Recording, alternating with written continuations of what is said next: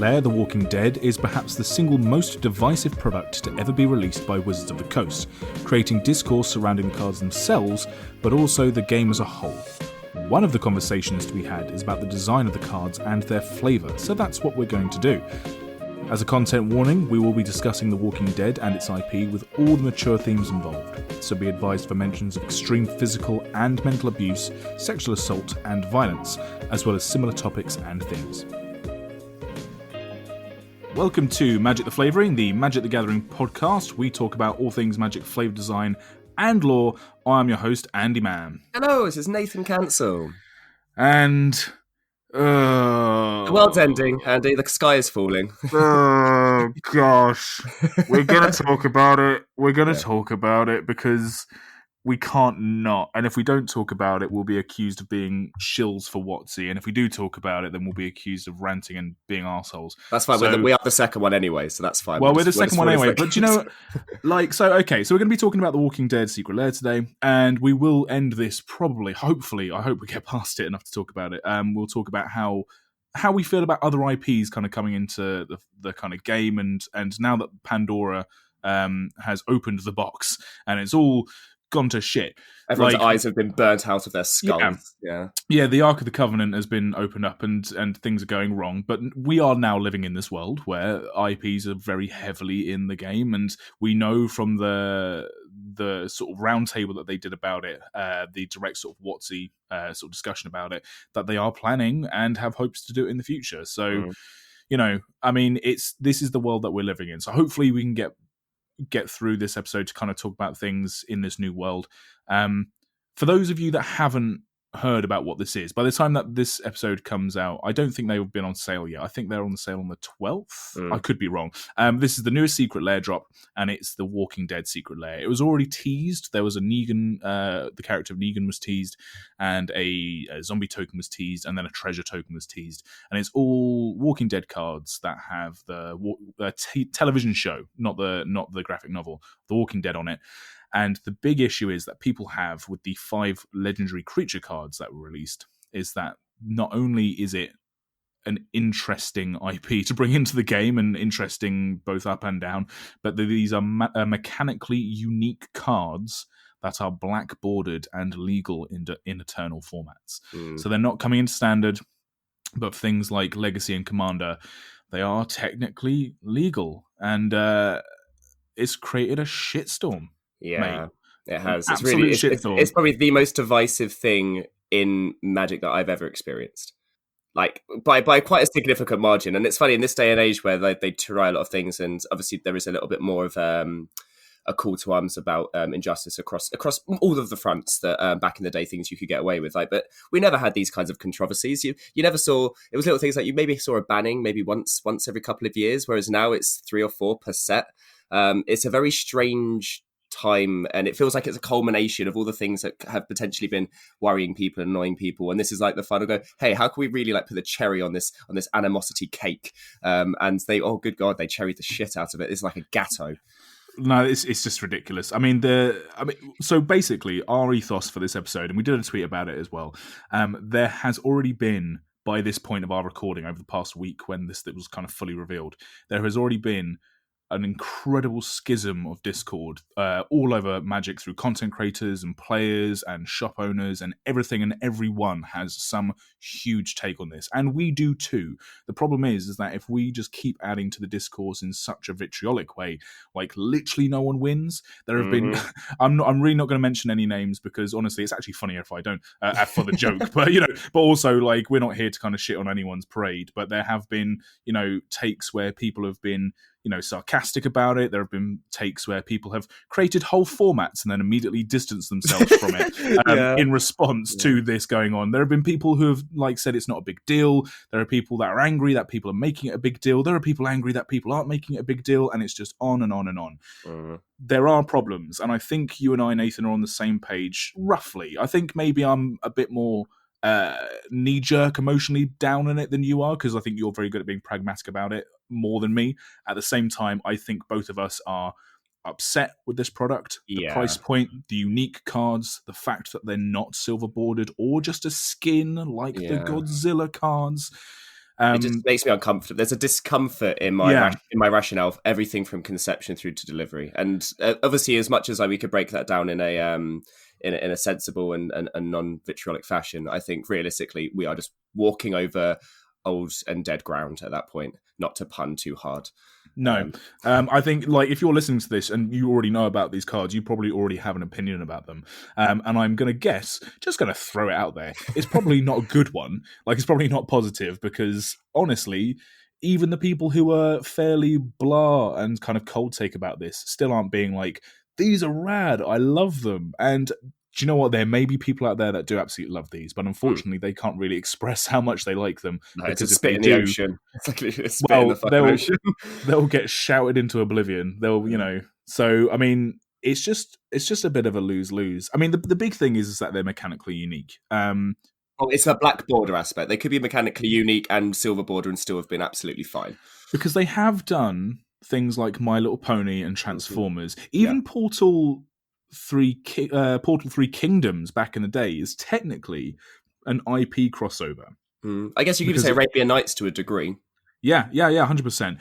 I think the difference is with these is that those Portal 3 Kingdoms and Arabian Nights, not only were they kind of glossed over because it was when the game was kind of still trying to find itself in a lot of ways, but also they did still kind of play up the fancy myth elements, even though that's kind of a loose excuse really. And then things with My Little Pony and Transformers and whatever else, not only were they silver bordered, but they also did them as charity products, which, I mean, not that I think any charity would really want to have The Walking Dead as part of their big push for yay children, zombies and killing. And I just tried to think of one and I couldn't think of anything that would actually really work. Yeah, exactly. But now it just seems like a real cash grabby situation where, and this isn't the game designers, and gosh, if it turns out to actually be from the game designer point of view, then the game's over. But I think what it really is it's Hasbro had a deal with AMC and The Walking Dead, and they were like, we can do this crossover. We can make your waning television show, now that the comic book's over, relevant again. And they're like, yeah, and we can make your nerdy card game relevant for people who aren't into nerdy card games. Oh, it's a match made in heaven. And I think part of the deal was, and a lot of people are kind of thinking that part of the deal was that AMC said to them, well, we don't want our actors just to be stapled onto creatures that already exist. We want them to be new and exciting if you're going to put them in the Secret Lair product. So I think there's a lot of stuff going on here. Mark Rosewater did put out an official statement. So this was kind of unofficially said a lot. But then he put out an official thing on his Blogger saying that they could backskin them. Yeah. I don't know if that's the term he used because that's a gross term. But where we shall fillet cards and we shall redress them in the because one of the big things that people said was well, if you're not going to silverboard them, why the hell didn't you at least make the half-assed effort to make them a skin like you did with the Godzilla cards in Ikoria, which at the time, as much as we like the idea, I know you're not a huge fan of the Godzilla IP, and I'm not too fussed, but the idea of it's okay.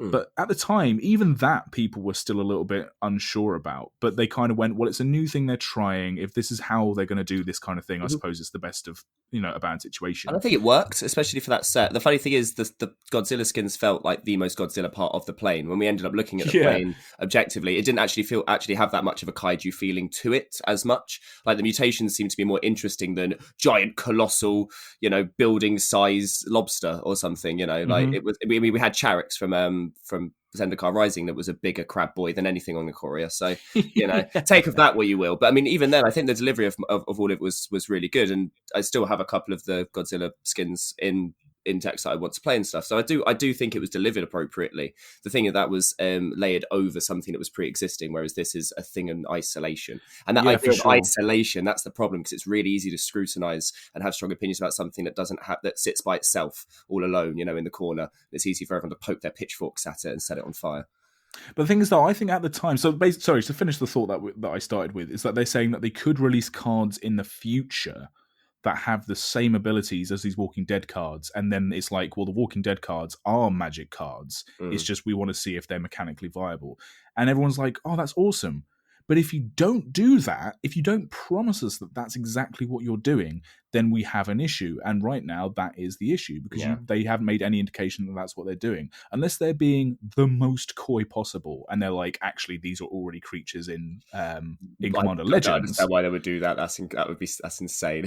but then why even try and make that promise in the first place? Or like, why even say that? You're basically just setting yourself up to fail. I don't know. Like, it's almost like they made the situation worse. Yeah. Well, the interesting dichotomy is like they are so mechanically individual and so inspired, you could even say, that if they are happening to be super powerful, they're doing something that they haven't done before, even something super interesting that they haven't done before that's niche, they are going to be sought after. And it is that ability to be able to have it in your hand, that the FOMO. This is the biggest thing. I think we live in a world of FOMO at the moment, fear of missing out. And this is going to create a massive amount of that, because even those that I know that have like a lot of disposable income are looking at it going, I'm like, wow, it's 50 quid. Yeah. It's 50 Which actually, when you look library. about it, isn't actually that much. When you look at things, say, oh, I want to buy a Silver Library, or if I want to buy a Wheel of Fortune or whatever, like, yeah, okay, you're forking out £70 to £100 for some of these cards. Maybe not Silver Library because it's getting reprinted, but you know what I mean. It's the normalization of it. Like you get 5 legendaries, and then you get a bunch of tokens which are also themed on The Walking Dead. So you've got walkers, quote unquote, which is the zombies, even though the type line on the token is zombie. So I mean, it's just a whole shit show. And then you have like treasure tokens, which have like Walking Dead motifs and stuff like that. So like per card, if you're just looking at the legendaries, it's $10 or 10 quid a card, which isn't the most expensive legendary. But to normalize that for a product for mechanically unique cards that haven't seen any play and are only that price because of the skin and the rarity of them, and that's not including shipping, insane. And that's not including shipping, and that's not including some countries not being able to get hold of it. Yeah, it's ridiculous. Like those are the two final strokes for me, is the fact that it's the ability to be able to get hold of it. I don't mind you making VIP products. I don't mind you making box toppers and things like that are rare but guaranteed. There's going to be a certain amount of them made out, and I know that they will print this to order to the amount of people that want them, but that is basically guaranteeing a certain amount of a limitation on them. It's almost like saying it's a reserve list product, because realistically they won't be able to reprint these unless they do until they do guarantee the reskinning. This is essentially a reserve list product in a world where most people criticize the reserve list in hindsight. Obviously at the time it made a lot of sense to protect people's equity, but nowadays people look at the reserve list as something that's outdated, and yet it's something that's being repeated. So yeah. I mean, this is all stuff that's been said before, and like I implore you to look at lots of different opinions. If you're listening to just your own echo chamber on these kinds of situations, it's not good.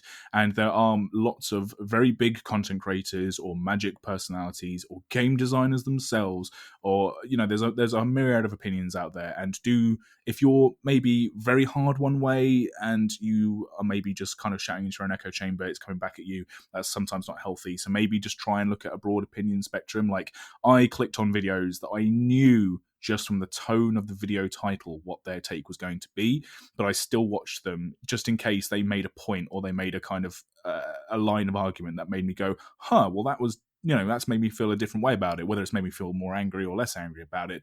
And there are gradients to everyone's opinions. The last thing I do just want to talk about, because we are going to move on from the ranty aspects, is I do want to talk about the Rules Committee's decision to not ban these cards out of the Commander format. So there was a big call for when these cards were released that, based on everything that we've just said and the perceived predatory nature of the product and the mechanical uniqueness of the product and the kind of perceived notion that these were made specifically to sell to Commander players to kind of make money off of Commander as a format directly, rather than just making, conspicuously good cards in mainline sets. There was a call by a not zero amount of the community to have the Commander Rules Committee take the action to ban these from the format preemptively. They didn't end up doing that.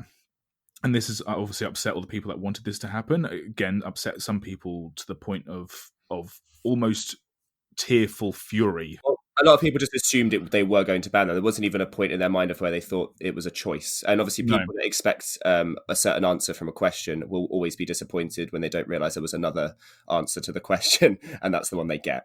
It was just there was lots of language being thrown around with these decisions, this is the point where I'm like, oh, this is really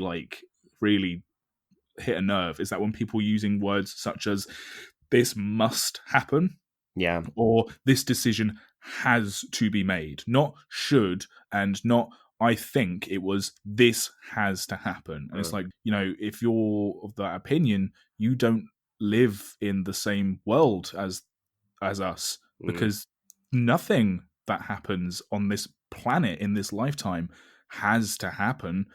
Like, it just doesn't work that Yeah, way. your And expectations get severely subverted at that point, and in a way that, and already you're demanding something from a toxic opinion, so it's kind of obviously going to really boil your blood at that point, because you're going to feel unrepresented, you're going to feel like you're not being listened to or heard, and it's going to put this is what we've talked about a couple of times, of where having repeated negative opinions only really damages yourself, because you're not looking for a fix to the problem beyond demanding and stomping around without looking. Also, this is something you can probably at some point just avoid and ignore, and it'll just be another data point a couple of years down the line. But I do understand why people are looking at the prospective future of Magic and how this might affect it, but they're obviously building up all of that potential anger and potential disappointment onto a single decision point that they don't have a control over. And when that decision point doesn't go their way, it's a domino effect to that massive slew of opinion they have, and that horrendous, I don't even know how to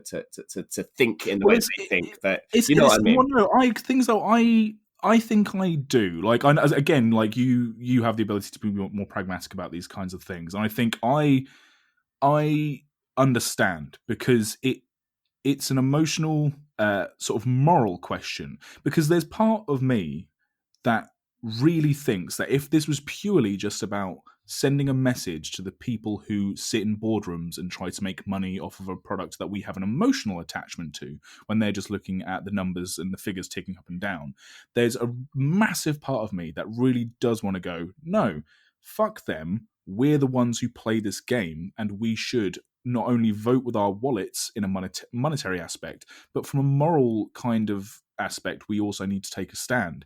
And it was up to the rules committee, in certain people's eyes, to take this kind of grassroots guerrilla charge at the big bad corporations that are WotC in brackets, Hasbro in big sort of neon sign above that.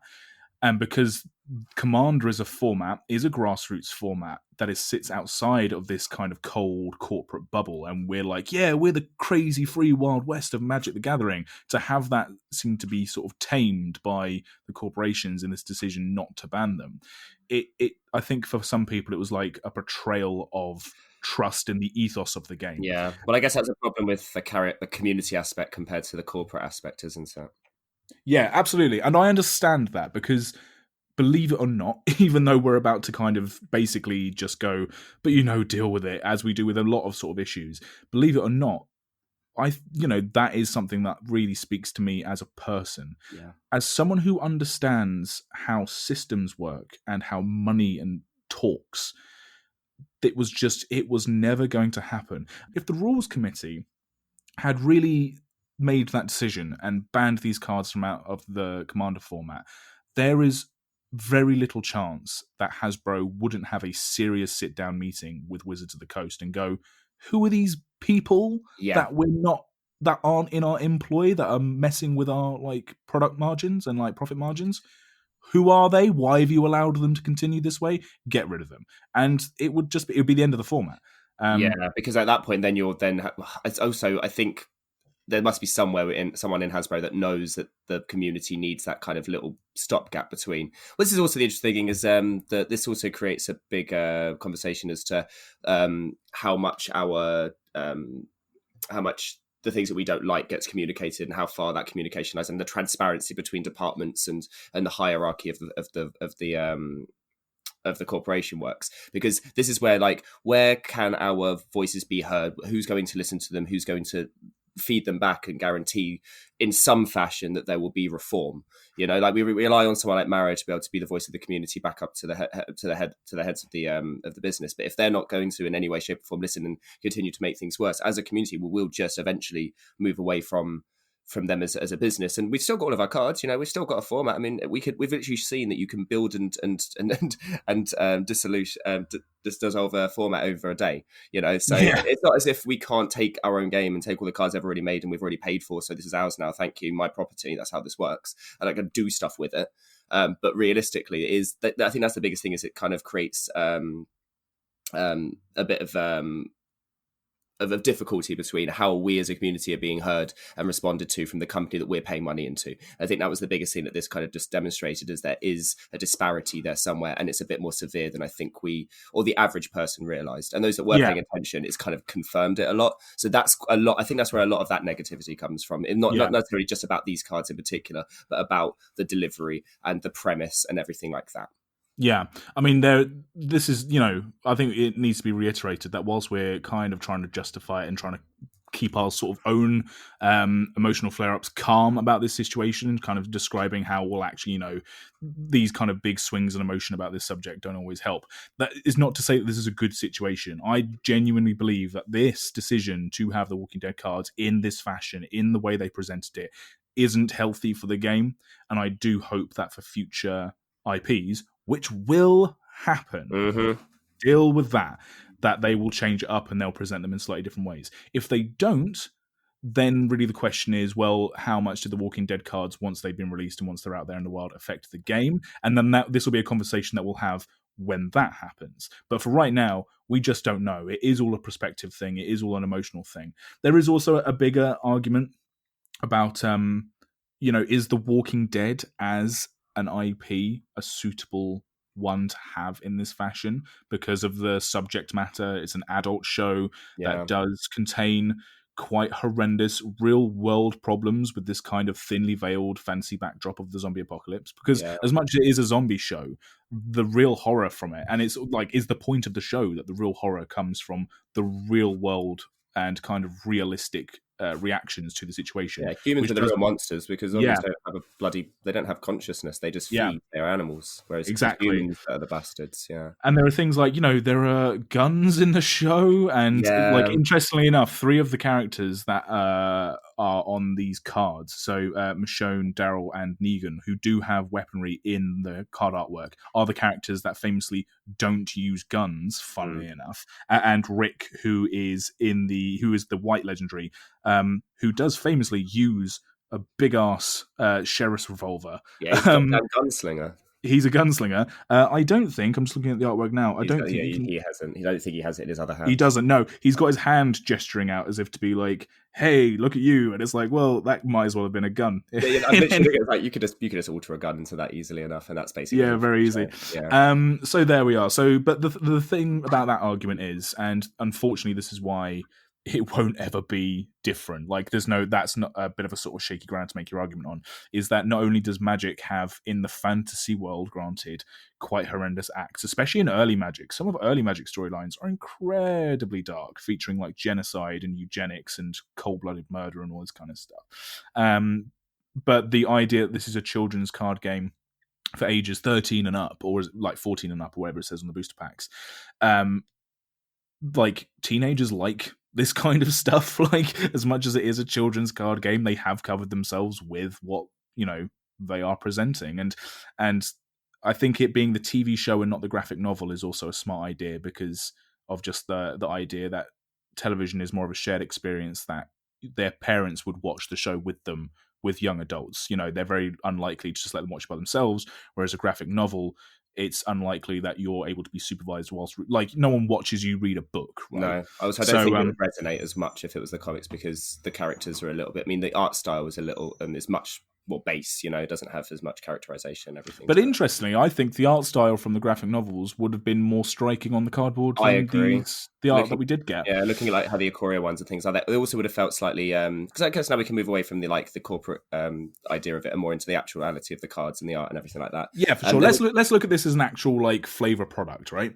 Yeah, so I think one of the first things that was interesting is a lot of people when they first saw these thought they were bad mock-ups, like custom mock-ups, because there is a slight strangeness to the fact this was photorealistic artwork. Some of them look like they are painted, and some of them look like, oh, is that just a photo that's been edited slightly? Like Michonne, for example, looks very close to a photorealism, whereas Nagan looks a little bit more stylistic. That kind of thing I think is really interesting, because it is the uncanny valley of how far can you go before it starts feeling like you've just taken, a picture of something and put it on a Magic card. And I think there was an immediate disassociation that this doesn't necessarily quite feel like your typical Magic card, not just because, and actually probably partly because the characters are from a different IP, so your brain automatically goes to a different formatting. It doesn't think of it as a trading card, it thinks of it as a TV show. Like when I first saw the Final Fantasy trading card game, it kind of kind of irked me a little bit because I was like, you can't just make a card game out of my video game characters.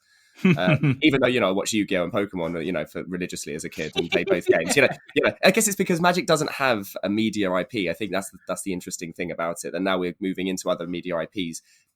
Was Magic pure because it didn't do this before, and now it is? Is that what making? Well, it's interesting. I think we've gone the other way. We've gone from a card game into things like the mobile game, or like what's the Planeswalker? Like you play as Gideon and Jace, and they're like kind of very cartoony. They look like Oh, I know what you mean, the mobile one. I've not. Yeah, they look it. like Fortnite characters. But like when I saw the artwork for that, I was like, this is weird. But different strokes for different folks, I suppose. I think what's happened here with these the artworks for these, because they are all different credited artists, is that there must have been some sort of promo shots that were sort of negotiated. I wouldn't be surprised if AMC said, "Oh, here's a bunch of artworks," and it had like Andrew Lincoln playing Rick with the Cobra like revolver, or like some more violent sort of imagery, and WotC were like, we're gonna have to scale back on some of these. Like if you look at the Michonne artwork, for example, she has her katana, which in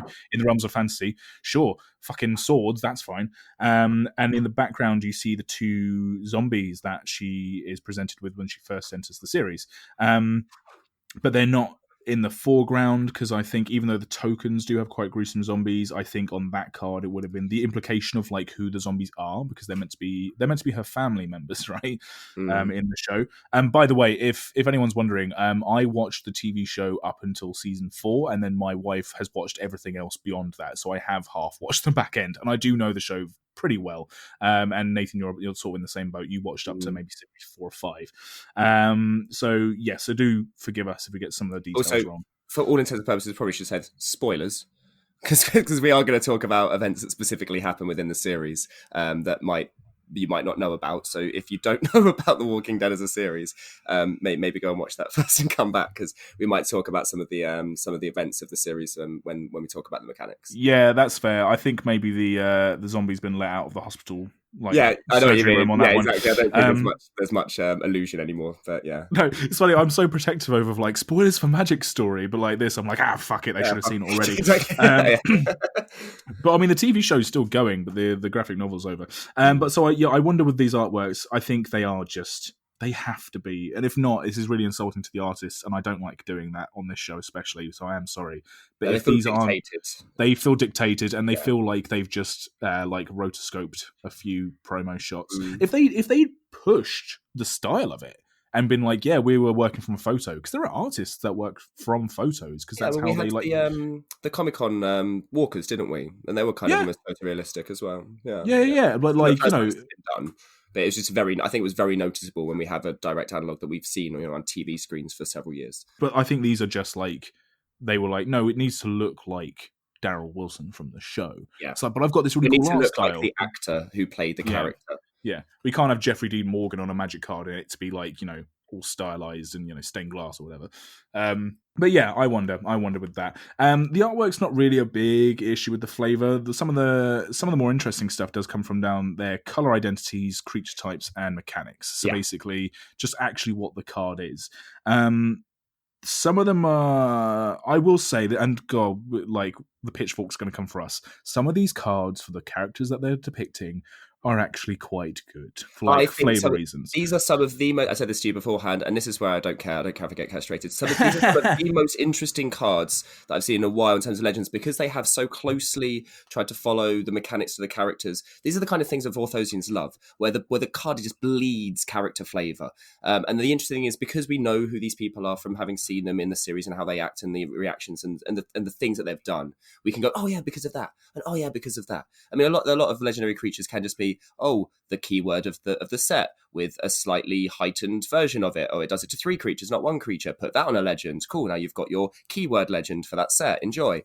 They feel very quite bland, as like so to speak. Whereas something like, say, Mathas, the Fiend Seeker, or being like bounty hunter, those kinds of things really work, because the text within them is so unique that it automatically defines a character mechanically, not just stylistically or artistically or flavor wise. So sure. I think there's a lot, each of these cards, maybe apart from Rick. I think Rick's probably the most technically boring, quote unquote, out of all of them, but the rest of them do something that's interesting. And I think that was the most frustrating thing about these cards, is that when I looked at it objectively and went, I don't even need to buy them necessarily, but I'm looking like, but I wouldn't mind having a little faff around with them. Interestingly, Rick is the one that, from most feedback from players that we know, like personally, and have chatted to, or that I've seen discourse online, Rick's the one which is the most playable. He is. That's probably why I think he's the most boring, though, because I look at him and I go, well, yeah, that just automatically goes into a lot of different decks. And I think that's the problem, is when I didn't mind someone like, say, Glenn. We'll talk about them individually in a minute, but Glenn's very much a card that could very much go into Legacy, and it satisfies the true name Nemesis kind of creature type. And that was an issue, again, the availability thing, whatever, but for the most part, they all have quite interesting abilities that are narrow, whereas Rick's is so broad in a color that already does the token human soldier thing. It's already kind of it fills a niche better, or not even niche, but it provides another version of a card that people automatically already play and provides a very good option of it.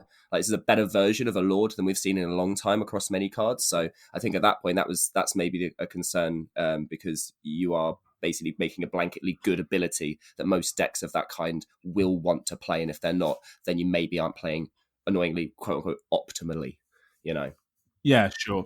All right, well, let's just go through one by one then. So something we're going to do at the end of each of these little discussions, going through each card, is we're going to kind of offer up what we think is the best solution for this kind of thing moving forward, and that is the Godzilla style skins. I think I said at the time with the Godzilla skins, when they came out, we had our discussion about them at the time, that I think they would have worked better as a secret lair. I think maybe just in terms of the arguments about availability and shipping, especially, like just the cold hard getting these cards in people's hands, I think actually there even might have been a problem with that. But as a kind of style, two of them were only available in Japan anyway, like the Mecha Godzilla and can't remember the egg. Yeah, the egg. Yeah, but so just my opinion on that hasn't changed, where I think that having region exclusives that are exclusives because that's the way we want to do them is actually kind of a nice thing in terms of collectability. Having regional exclusives because you just don't ship somewhere is a shitstorm. Yeah, exactly. It's the other side of the coin. Yeah, exactly. Yeah, sure. But so what we're going to do is we're going to have a look at the cards, and whether we think they're good flavor or not, what we're going to do is maybe offer up some creatures in Magic that already exist that we think maybe these cards could have skinned as better. Does that solve the problem for now? No. Does anyone at WotC listening to our opinions? No, but it stops us from falling down in a pile of stress-induced tears about the whole situation, and it's our podcast, and so that's what we're going to do. And it's also a nice middle ground to kind of find somewhere between the stance of, I don't care, it doesn't really matter, and then the people going, I don't want to give my money to WotC. Like, realistically, like, I mean, they're going to make their money anyway. I know that. Voting with your wallet works in a democracy where you can, in a society where you can tell everyone what to do and they have to follow your opinion because you're right and everyone else needs to agree with you. In democracy, unfortunately, most people will just do what they want regardless of what your opinion is. So. God, we are such millennials, aren't we? This is like the millennial attitude battle cry of going, I have opinions, but I don't know how to express them and make them valid. We made a podcast specifically to rant every week. Generation X's above us are just like, it's all shit. Let's just chill out and do what we want to do. And then Generation Z is below us are just like, setting fire to everything. Be positive, fuck everything, and in the name of positivity. And we're just sat here going, but I don't want to go outside. God, millennials are the worst. We're in our 30s now. We should learn to grow up. Okay. We don't grow up, we grow old, okay? We grow old. God. Okay. Let's start with Rick. So, Rick, steadfast leader, played by the incredible Andrew Lincoln. And I only say that because I've seen him in many British TV shows. He's one of my favourite characters in Love Actually. And Love Actually is my favourite film. So. Oh, he was in Love Actually as well. Yeah, a lot of people in the UK. So, I mean, for those of you in the US, you probably already know this, but in big TV shows, there are so many UK actors. And there's definitely this thing over here where we're like, we've infiltrated America. I didn't realize Andrew Garfield had a British fucking accent until 2 weeks ago. What have I been doing? English. He's English. I had no idea we had an English Spider-Man. Outrageous. Well, apart from Tom Holland. Tom Holland as well. Now, yeah, but I knew that anyway. Whatever. I know, but they're everywhere. What's the guy who played Superman? What's his name? Everyone loves him. he was in The Witcher. Oh my gosh, what's his name? Henry Cavill. Henry Cavill. Yeah, he's English. Yeah, take that. All right, okay. So Rick, steadfast leader. Just quickly run through his abilities. He's a legendary creature, human soldier, 3/4. As Rick enters the battlefield, choose 2 abilities from among First Strike, Vigilance, and Lifelink. Humans you control have each of the chosen abilities. As long as you control 4 or more humans you control get 2/2. So he's a lord. Oh, he's also too white to cast. Oh, he's 2 white to cast. Yeah, so he's a yeah. So I mean, even that casting cost of the 4 mana, so the 3 mana, 4 mana lord is pretty popular in Magic as kind of a legendary creature staple. Yeah, he's a white lord, and it kind of fits with his character, I suppose. He is the leader for a He always has to make difficult decisions, usually, which is obviously at the beginning. You have to choose between 2 abilities, First Strike, Vigilance, and Lifelink, and then based on the decisions he makes, it does the community that he works with better in different fashions each time. Like obviously making sure that only your humans are the ones, because he is obviously, doesn't support the walkers. That'd be crazy.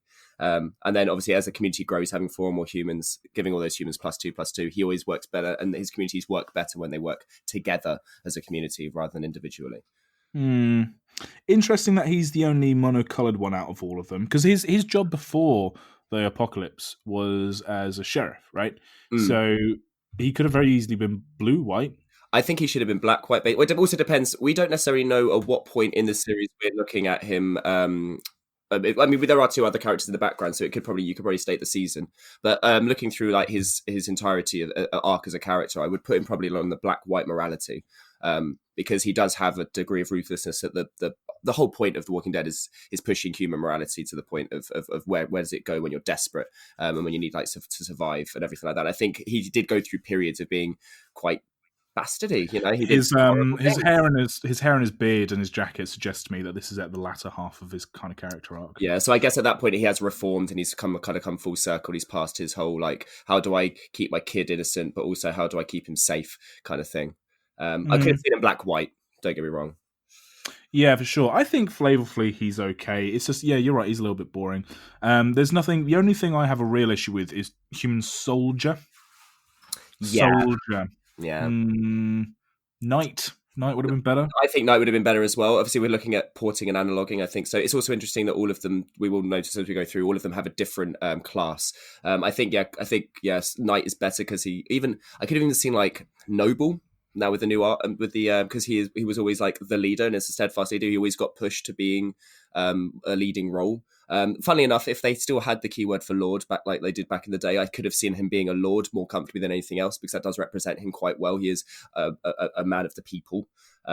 Soldier does seem a bit weird. I guess at the beginning he did have to battle, and he was always constantly having to fight. So maybe Knight made him come across too holy, too devout, and everything. Don't know. I wonder if they put this much thought into it as much as we are. So this is what we're talking about, right? There is, again, I think with the artwork, there's definitely some committee back and forth with people at Hasbro and AMC that were definitely, several designs must have gone through some kind of approval, or what I could imagine is that actually no, they were like, yeah, just do whatever you want, and so the game designers at Wizards who have better things to be doing with their time probably just went this, make him a human soldier, go.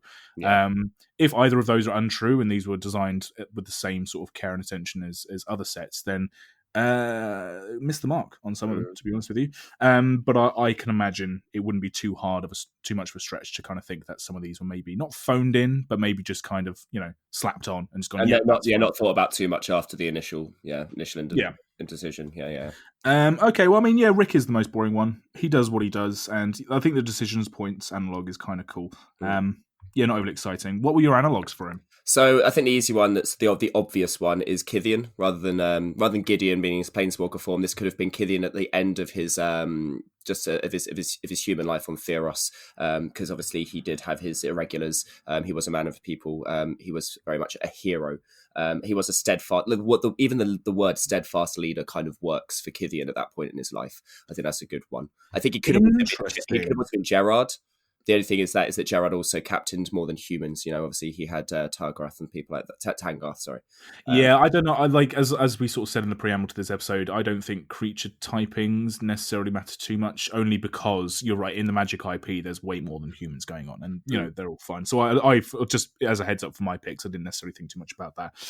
For my one for Rick, I also went with Kithian, but I did do Kithian, Hero of Arcos / Gideon Battleforged, which was the Flipwalker, which we got from Magic Origins. If only because his character does go on a bit of a journey, and the Gideon character does feel very Rickish. Yeah. We also don't see him at we see him as a kid and on his front side, and then we see him once he's already planeswalks and everything, and as a full adult. It would have been nice to see him like halfway between, as he's like just becoming a man. Is that almost like this is like the pinnacle just before his aggression towards Erebos. I think in terms of it being with Rick, though, is that we do see Rick at the start of the series waking up from his kind of small coma into the zombie apocalypse, and for the first sort of few episodes, he very much is like a child going through the world. So that was my kind of justification. Yeah, that's fair. Cool. All right, well, let's just move on then, because Rick's the boring one. Let's move on to Daryl. So where is he? Daryl. Hunter of Walkers. So, okay, this is the first indication we get as well that the zombie tokens are called walkers for this product, which is a bit of a mess text-wise, but there we go. Daryl is 2 red-green. So his raw colours for a legendary creature, human archer. At the beginning of your upkeep, target opponent creates 3 walker tokens. Tap Daryl. Daryl deals 2 damage to target creature, and then whenever a zombie an opponent controls dies, draw a card, and he's a 4/4. Yeah, I guess. What are your thoughts? Because I'm kind of still formulating my ones. Cool. I really like Daryl. The reason I like Daryl is because his first ability displays him actively seeking out opposition, as we see him do in the early parts of his experience within the show. Also interesting, obviously, he is a character made for the show rather than being in the comics at all whatsoever, and he was probably one of the more liked ones, Norman Reedus being a fantastic actor. I like the fact that, obviously, the 2 damage aspects represents his crossbow. It's a typical archer kind of thing. We have seen crossbows in Magic, so this isn't completely divorced from your normal bow and arrow kind of thing. I also like the fact that whenever a zombie an opponent controls dies, you draw a card, because it's similar to how whenever he bolted a zombie, he'd go up, pick the arrow back out of it when it died to be able to then, draw the card and get it back again. So I think mechanically that all works. I like the fact that he's red and green, because he does have that typical Gruul predation aspect of him. He is quite an emotional kind of guy. He does ride on his he is instinctive in his reactions to things, but also he does have that that hunter stalker feel. So I think that his colours work very well. And I think it's a cool idea. Again, that idea of creating 3 walkers at every upkeep is this idea of where either he's seeking out to kill them, which he did in the beginning of the series, or this idea of the herd, the horde of zombies that exists. That's obviously still coming and coming and coming and never ending. If anyone's ever watched the Star City Games Commander versus Horde episodes that they do each year for Halloween, similar kind of idea of where you have this never ending threat of zombies coming in. It's about survival rather than about victory. Yeah. I don't know, man. I think everything that you said is correct. I do think that it's a relatively well done card. I don't know how I feel about him making the tokens, though. Like, if only because, right? It's making them. It says at the beginning of your upkeep, target opponent creates 3 walker tokens. I don't know, man. I kind of think that that's too many, because I like the fact that he's going hunting for them, but 3 walker tokens is kind of a lot. So maybe 1 would have been better. I also think that he should have been Jund. I think he should have had black in the mix. Okay. I just don't think that fits necessarily with his psychology. No, but he is a bit of a loner. And even though he does try throughout the series to connect with individual characters, like Carol being sort of the big one, a lot of the time that also causes him more distress than comfort. I also think that the 3's probably right, because you don't want it to be 1 because he can just kill it every turn, and then it's a guaranteed card draw without anything coming back at him. And if he can kill 1 each time, then that leaves 2/2/2 zombies to him being a 4/4, which feels a bit more balanced. I think I'd have rather him been smaller, because when as much as he is a strong dude and he's got a lot of fighting prowess, I would have liked to have seen him be a bit more flimsy as a human, and then that would have felt more like he was being overwhelmed, even though in the series you never at any point particularly feel like he's not going to go and kick more ass, because he is an ass kicker supreme. I also think there's a bit of a disconnect in terms of when you're trying to think of an analog, and this is where it gets difficult. He does so many individual things that define him as a character. It's kind of hard to port those into anything else. Sure. Well, do you want to know what my analog was for Daryl? Sure. So I had two. One of them I'll mention later, but the one that I kind of thought, well, I'll just do this one for Daryl, because the other one I mentioned later also works for another character, I think, is Kresh the Blood Braided. Oh, funny. I thought of Kresh as well. Yeah, so when things die, he gets bigger, which isn't at all really what he does on his Walking Dead card, but is this idea that he is out for the hunt. He does need to kill things. It's the Jund colors that I do like, and the fact that the more he kills, the better he gets at it. Yeah, tough. The other one, just for Gruul Archer territory, is Halar the Fire Fletcher. Yeah.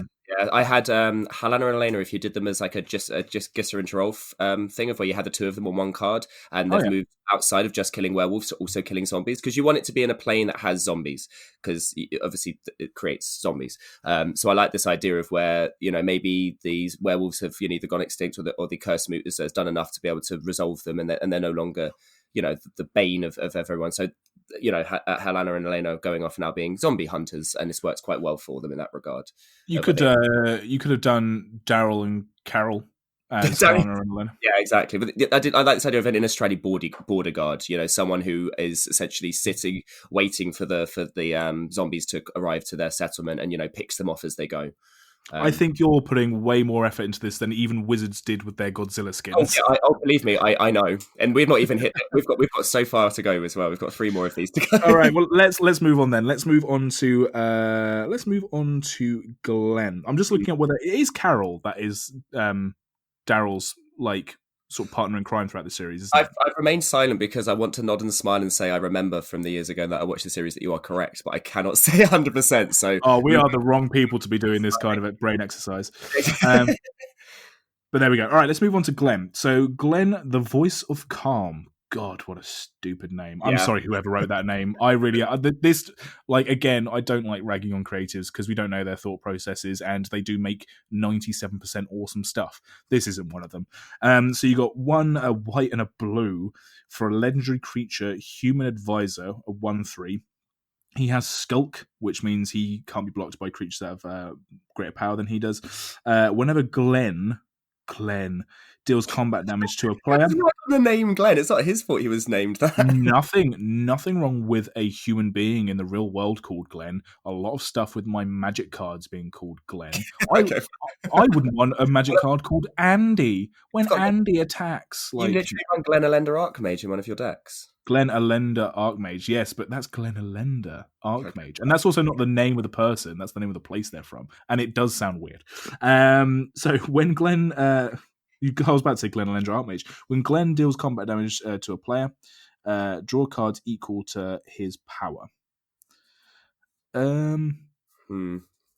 Yeah. So automatically, this is quite a strong card, because obviously you can pump it after blocks to draw as much as you want, or you can throw a load of equipment with protection on. Any of the swords on this guy is pretty strong. If you put sort of fire and ice, you're drawing 4 cards when it hits.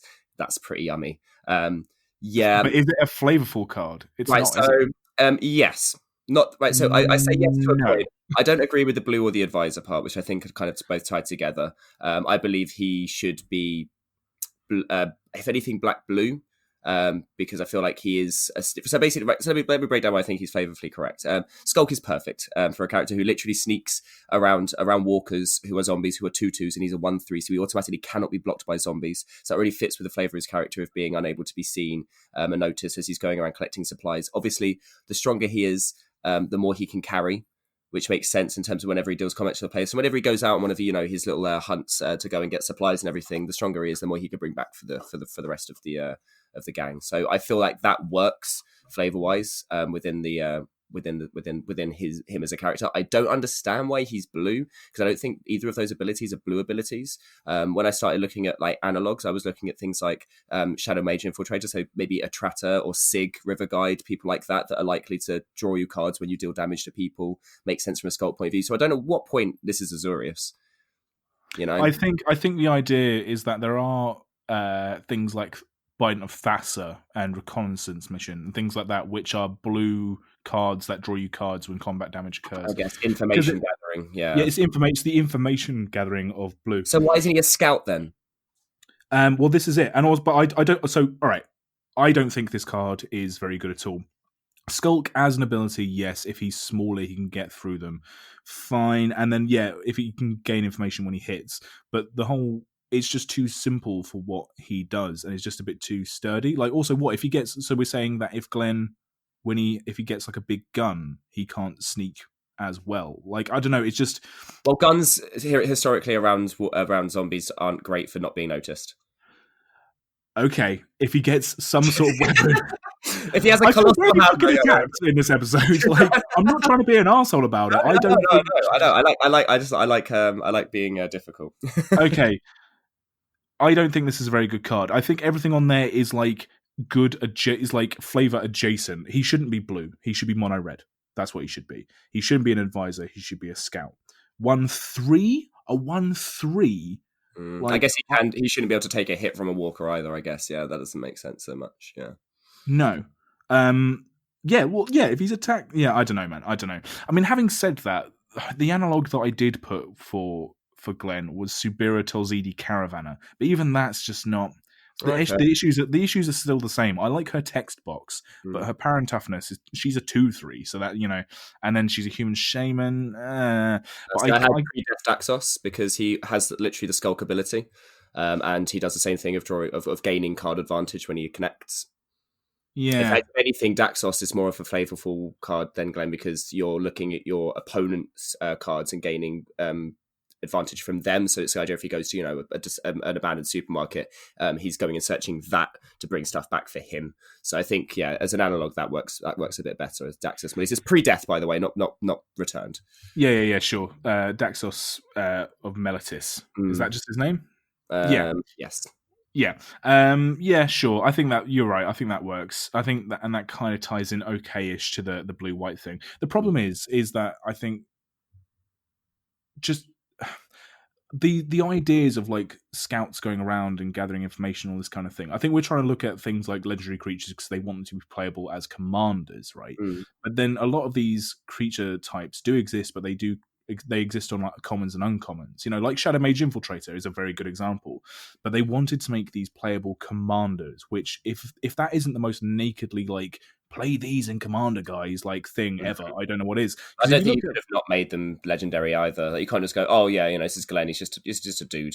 I don't know. I feel like every single human in a post-apocalyptic world is at some point a legend because they've survived an apocalypse. No, well, I meant more like the Godzilla skins were commons and uncommons. Somewhere. Yeah, I guess. Yeah, of course. Yeah, they didn't need to make these rares. I mean, they did for the price point that they wanted to sell them at. And so just go back to the rant. I know, but this is tied to the flavor thing. A lot of these decisions are made so that people will spend $50 on them, which is what. And it was so obvious that this is another part of the reason people are kind of going, well, they don't even work mechanically or flavorfully, like in some aspects. Like the Glen card is a mess. Like, are you telling me that like the colors are wrong?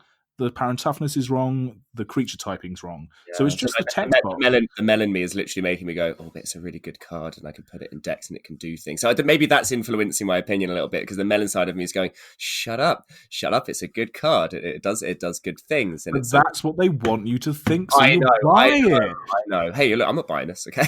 I know you're not. But this is the thought process that they're preying on, and this is why they can get away with making this stuff. Yeah. Whereas when people go, but that doesn't make sense, they go, but look at the abilities. It's now in blue-white. Go, oh, yes, of course. I guess arguably this might be the more, actually, maybe potentially less interesting than Rick is in terms of like a whole package of things going on.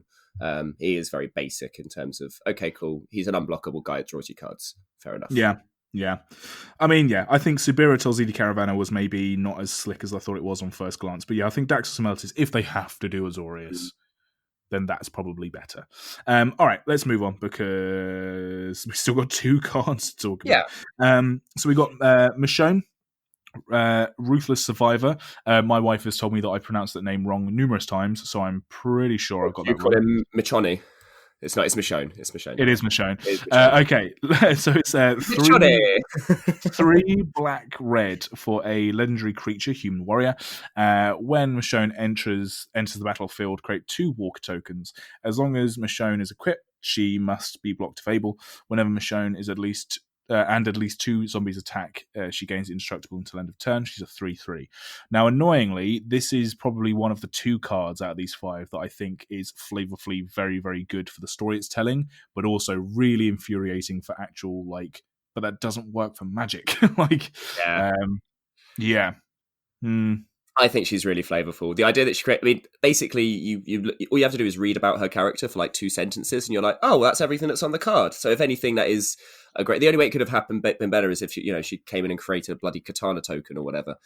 So yeah, I think this is probably the easiest for them. This might be where they started. They went, oh well, if we can do it for this one, I mean, maybe we could do it for the other ones, because the fact that she creates 2 walkers obviously represents the 2 pets that she has along with her, because they mask her scent and everything. When she attacks with them, she's not she's immune to the walkers herself, and obviously when she's got a sword, she kicks a lot of ass, and I like that idea of when she goes into battle with a sword and the 2 zombies, ain't nothing stopping her, unless you're a 4/4, in which case you're just going to keep smacking against it. But yeah, I think from up to down, I'm surprised at warrior. I mean, a warrior I think works better than soldier works for Rick. I think it's fine.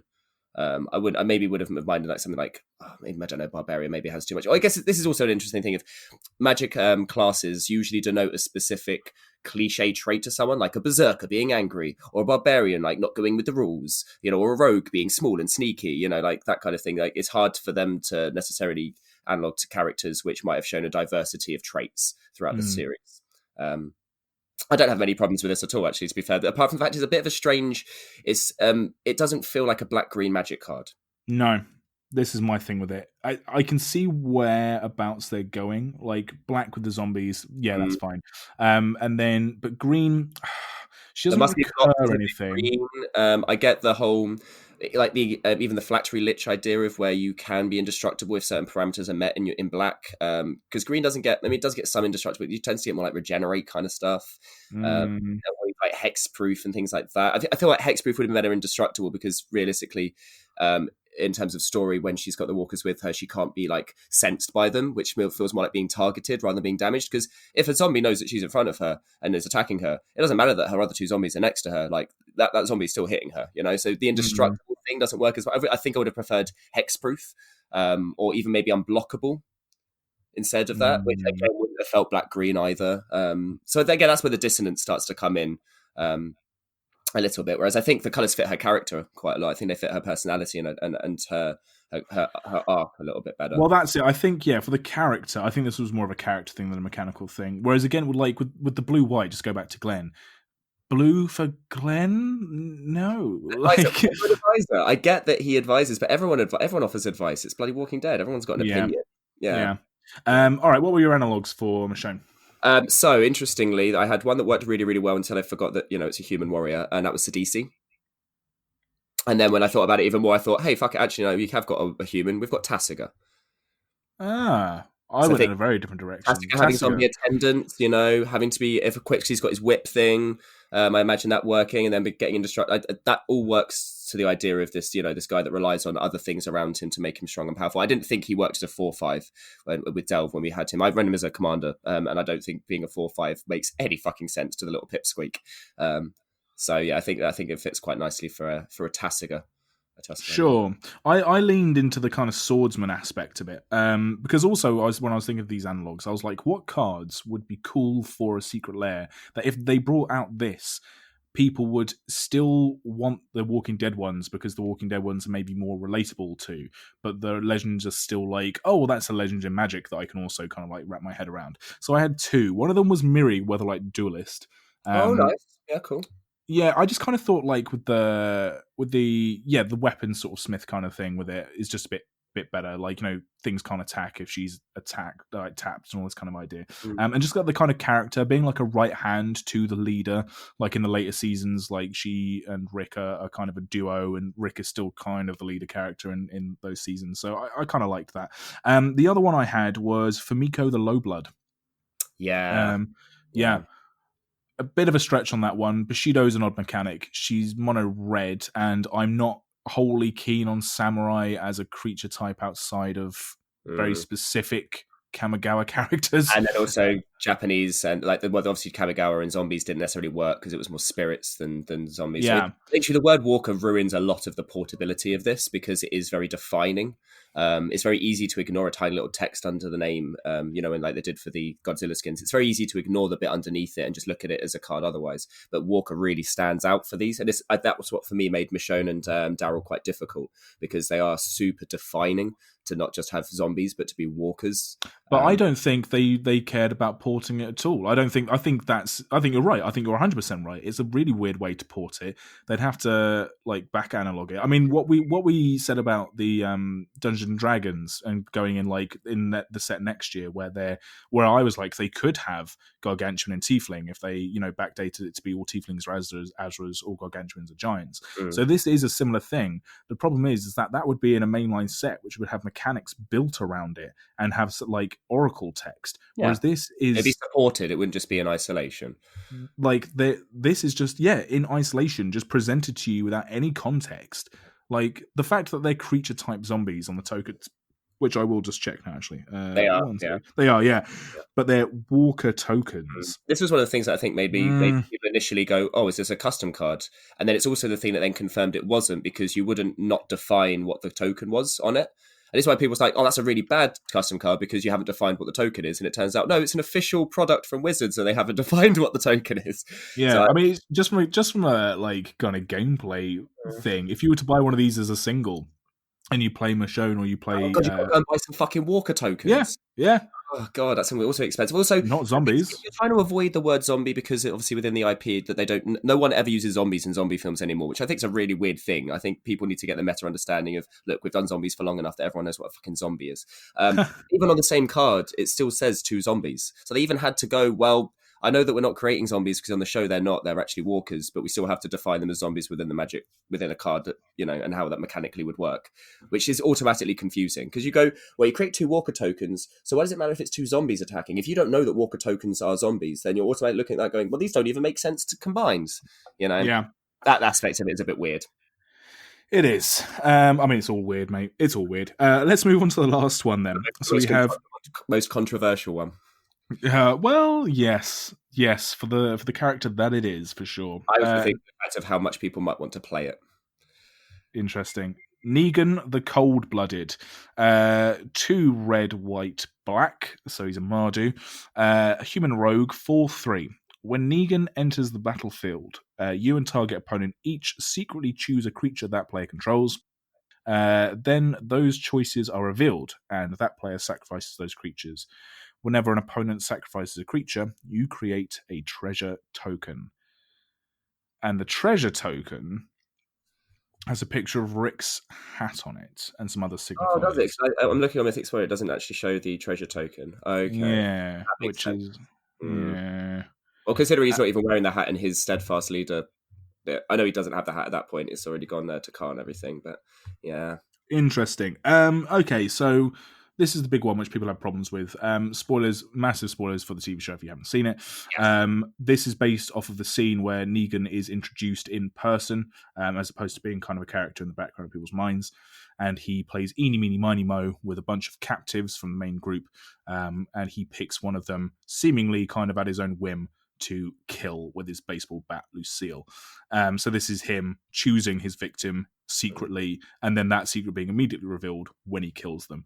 And then whenever an opponent sacrifices a creature, create a treasure token, he envelops people into his kind of camp. Yeah, right? he gains almost like renown and kind of status by making people make these decisions. In the series, he makes one of the big defining points is when he forces Rick to cut his son's arm off. He doesn't, but the look in his face, the determination, and the brokenness of Rick is the thing that benefits Negan. That's what he wanted. He wanted the fealty, So whenever someone does this thing and bends to his will, that benefits him. I mean, yes, of course, it creates a treasure in terms of the story. Obviously, it's domination within a gameplay aspect. There's only so much you can display that. Also, the fact that kind of even more spoilers.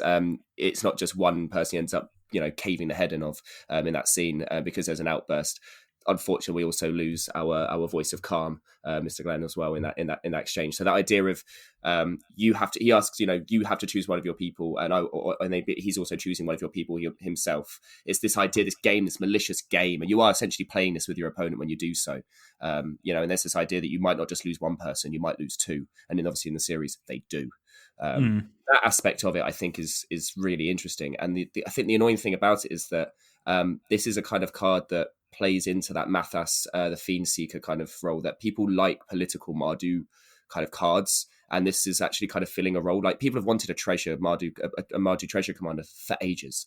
And now they've provided one. It's not like with Rick where you have other cards that can do the same kind of thing. Like, Nigan basically does something no one else and nothing else does. And you're in white, you can flicker this, and you can make a really cool, interesting deck out of this. And so it's not just for the people that want to buy the best cards for their deck. It's also the people that want to build interesting decks, like the Johnnies out there that want to do something that's a bit off the wall. And obviously, I think it was the first one that got spoiled, so that was even worse because obviously the immediate discourse and kickback was at its height with Nigan, whereas by the time that Rick got spoiled, it had kind of abated a little bit.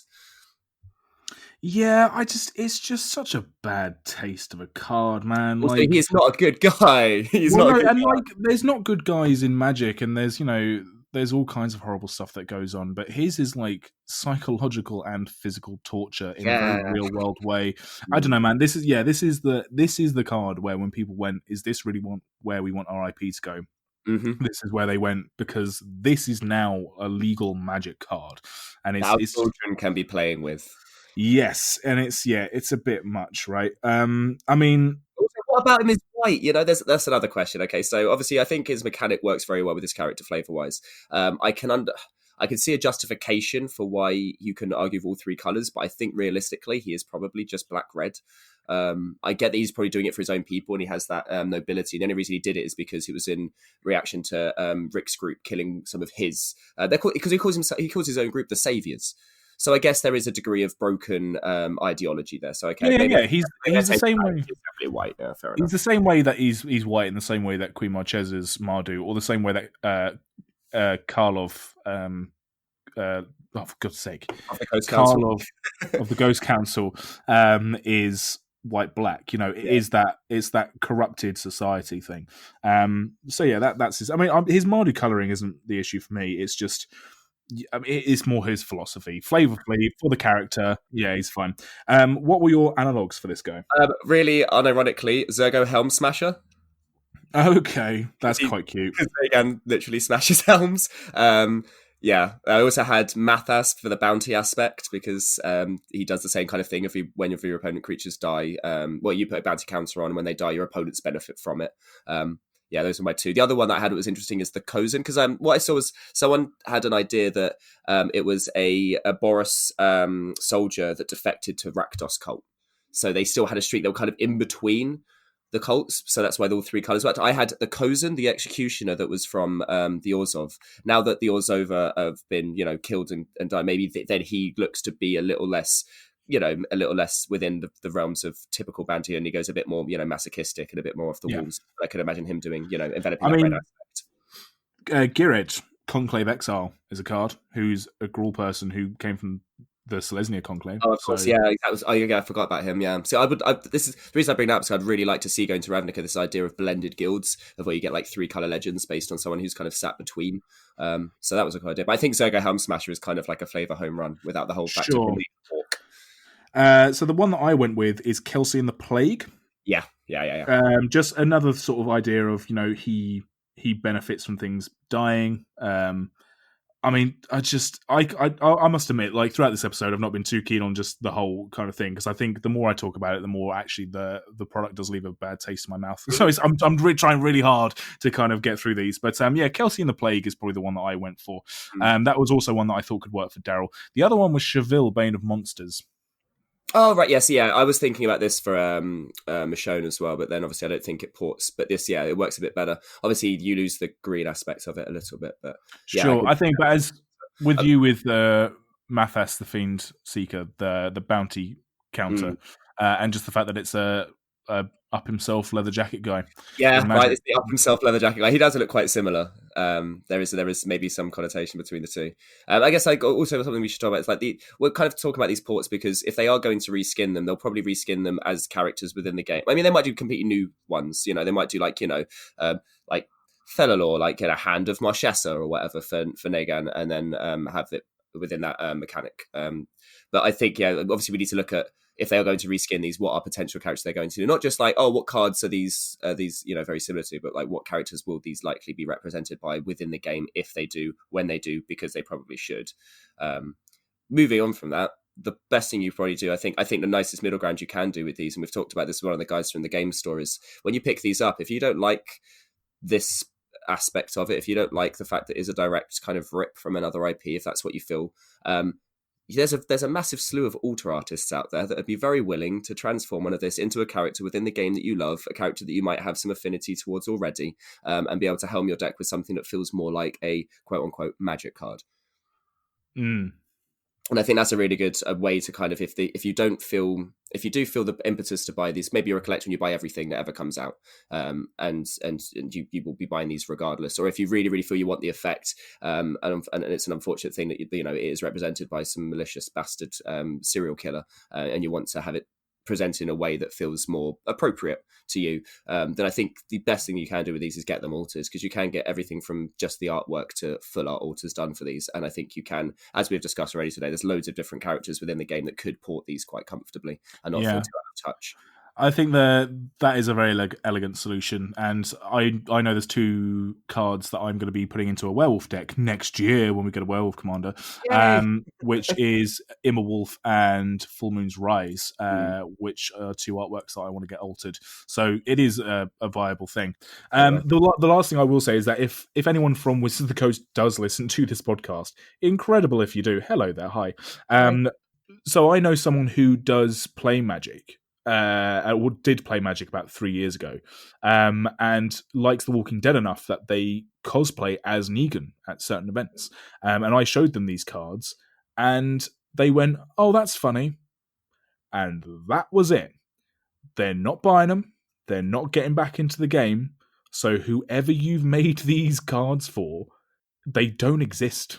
They don't exist. We didn't talk about it, but I mean, the timing's strange because obviously I know the series is just coming up to like its closure, and obviously the books are all and the books have all come to their closure. But this was like heyday, like 3-4 years ago. Like I know that obviously everything in hindsight is better, but I mean, I know this is Spooktober as well, so it makes sense to do a Walking Dead Secret Lair in October when it's the Halloween month, but.